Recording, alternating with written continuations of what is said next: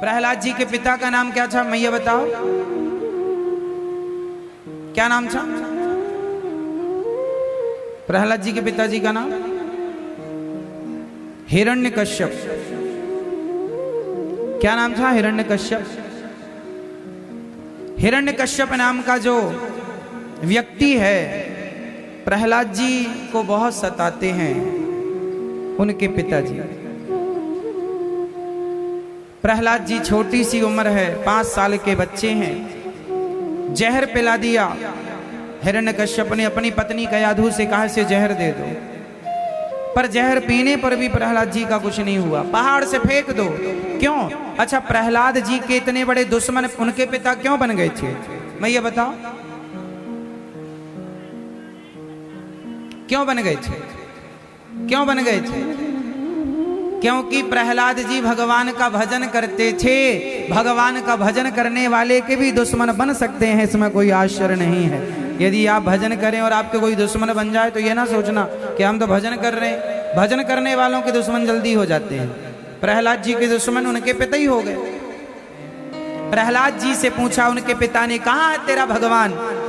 न केवलम में भवतश्च राजन सवई बलम बलिनाम चा परेशान। सब जगह मेरे भगवान कैसे खंबे पर है। हाँ, जो खंबे पर प्रहार किया हिरण्यकश्यपु ने, खंबा चीर के भक्त की बात झूठी ना पड़ जाए, भक्त के वचन को सत्य करने के लिए भगवान नरसिंह प्रकट हो गए खंबे से। बोलिए नरसिंह भगवान की।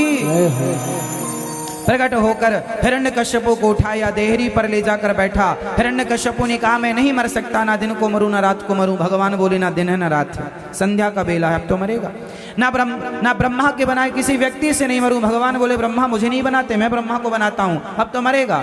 बोले अभी भी नहीं मरूंगा। क्यों नहीं मरेगा? बोले 12 महीने में किसी महीने नहीं मरूं। भगवान बोले पंचांग देखा करिए, 13वां महीना चल रहा, अब तो मरेगा, पुरुषोत्तम महीना चल रहा। हर प्रश्न का उत्तर दे दिया। बोले ना अस्त्र से ना शस्त्र से मरूं। भगवान बोले ये नाखून मैंने फैशन में नहीं बढ़ाए, तुझे मारने के लिए बढ़ाए, अब तो मरेगा।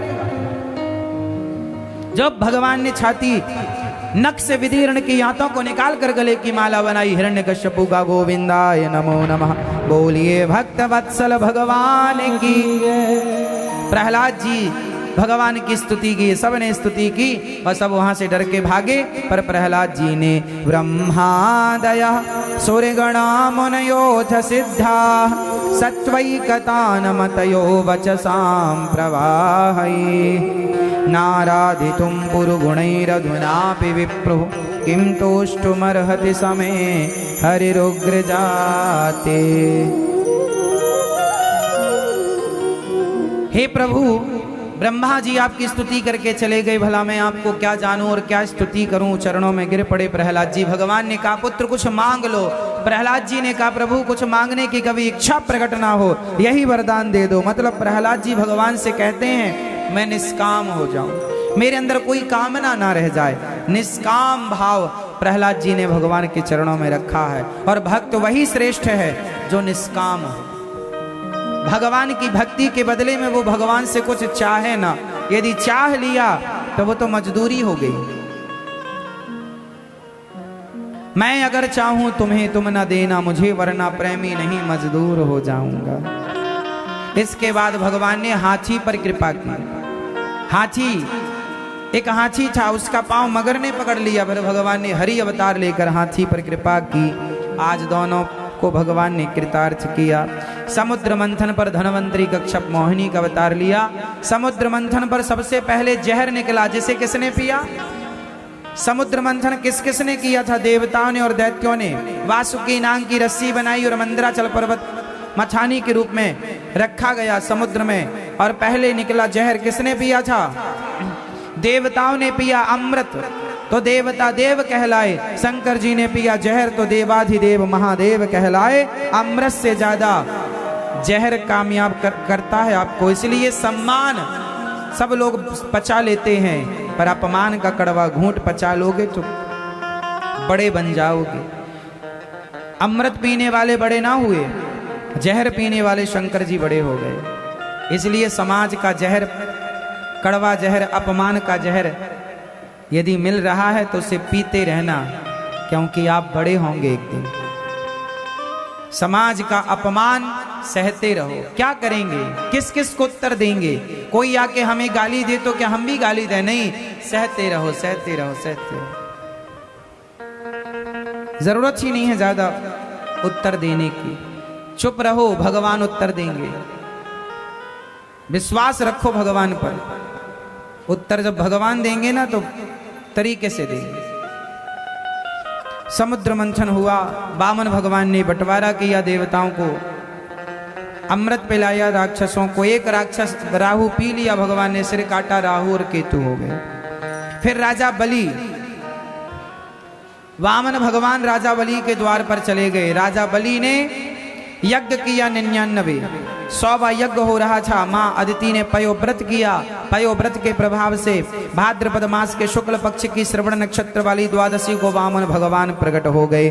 बोलिए वामन भगवान की। और राजा बलि के द्वार पर जाकर वामन भगवान ने क्या मांगा था, आप बताओ? वामन भगवान ने क्या मांगा था राजा बलि से? 3 पग भूमि। और 3 पग भूमि राजा बलि ने देने से शुक्राचार्य जी ने कहा मना कर दो।